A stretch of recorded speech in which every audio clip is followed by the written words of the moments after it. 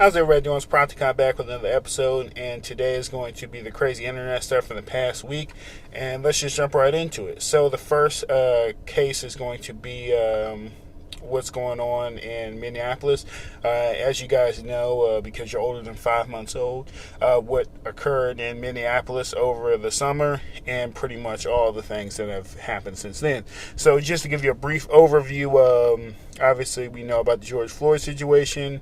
Then after that, the pretty much protests that involved in the riots and everything got burned down and everything of that nature.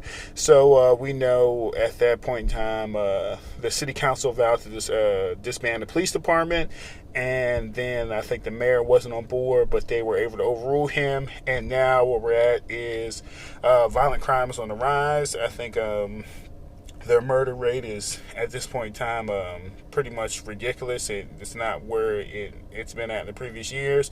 Criminals, I guess, know that the police department is demoralized, and they're taking advantage of this. And also, it's just a very bad situation. I think they put out something telling people that don't fight back, and just to go ahead and just give up their belongings. So that's never a good thing. So at this point in time, it's just like this. I mean, just with any other job, if you knew that your company was going to fold and there was and it was going to fold in about like a month or who knows, but it's not doing too good, you're probably not going to give your best foot forward. So it's kind of just like that meme where the person's riding a bike and they stick in the wheel and they flip, and then they're like, "What just happened? I can't believe that happened to me." I mean, I think everyone kind of saw it coming. So next up on the list is going to be the situation in Lancaster. So I don't know if you guys are aware of what happened in Lancaster, but essentially a man who was had a history of mental health problems and also had a history of violent stabbings he was in his mother's house, and the mother and his sister called the police, and the police showed up, and the man burst out the door and tried to stab the police officer. The police officer ran, and he wasn't fast enough. He was forced to stop the threat, and the man passed away later. So at that point in time, protests evolved because the man who was shot from just the I guess the bare bones of the situation is a white police officer shot a black man, and protests then evolved at that point in time, and the protests unfortunately evolved into riots, and I think a lot of damage was done in the area. But what happened was, I think it was a pretty swift response from Pennsylvania and the governor, and they pretty much were able to stop the riots, and they end up holding, I want to say it was like 10 rioters in jail or 10 people, protesters accused of rioting, in jail, and they set their bail at $1 million each. So I think it's not a bad thing. I do think it definitely is it's definitely going to be infringing on their constitutional rights, and that's why what happened next was that they lowered the bail. But the initial idea of everything, I think they're on the right track. When it comes to reform, I think there's a lot of things wrong with our criminal justice system, and one thing is, I think you have to find a balance.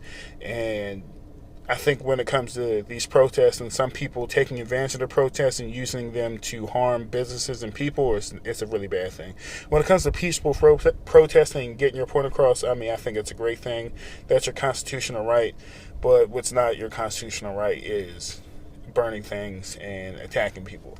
So I think it's a good idea. When it comes to these protests that evolve into riots, I do think they should hold these people for at least 24 hours, let them cool off, and let everything calm down, because what the worst thing you can do is just have people arrested and they have no consequences, and they go out and do the same thing the next night, and that's pretty much how people lose their livelihood. And this is not good for really anybody. It's terrible for the communities, because a lot of times when these businesses do get burned to the ground or they get ransacked and looted, these businesses don't come back. They take that payout and they leave, and that's going to be really bad for the city and the community that you're claiming that you want to help. So that's what you have to realize, what happens and what the negative effects of these lootings are. I know a lot of people think that that people are just going to take the or people are going to get the insurance payout and everything's going to be okay and it's a victimless crime, but that's just not the case. So next up on the list is going to be, I think a lot of you guys may have seen this on the internet. It's a pretty large kind of ride a bike, and I think the first 12, that's one 13, was, 14, 15. 10, 11. He's not just 12, he's 13, 14, and 15. And then, that's pretty funny. And then the next one, I think, was he's not 12, he's 24. So he's a pretty large cop, and it's pretty hilarious. But the unfunny part about this, from a police point of view, is this man is, for lack of better words, he's a liability. And, he's a liability not only to other police officers, but to the public.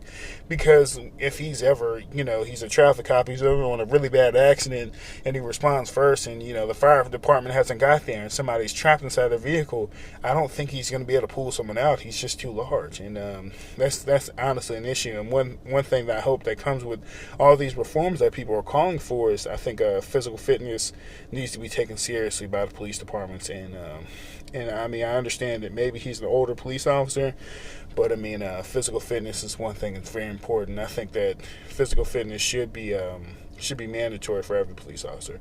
So next up, we have a situation that happened, or the next up is going to be, let's just talk about these new police cars. So one of the new police cars, I know that you guys are well aware of the events of the last 6 months because you're older than 6 months old. So you know that obviously a lot of police cars have been destroyed, and some of these protests that have evolved into riots. And, obviously they need to be replaced. So usually Dodge Durangos and also Ford Explorers are going to be the main police cars of the future. So these two companies are pretty much overwhelmed, and the new car that a lot of police departments are turning to is these Kia Tellurides. So if you're getting pulled over by a Kia, it's not just a random person who's impersonating a police officer. It may just be a real police officer. They look good. From what I can see, they kind of look like Tahoes if you took away the Kia sign, and I think it's a good idea. I know that Kia is not an American-made company, but if they take a little bit of the burden from these police departments, I think it's only going to be a good thing. So next up is going to be this tactical therapist. And, I think this is what everyone wants in the future. I think a lot of people, what they imagined was, police or, maybe a task force of police, social workers, and therapists. And I think that he's going to be the best of both worlds. I think this is the future that everyone wants.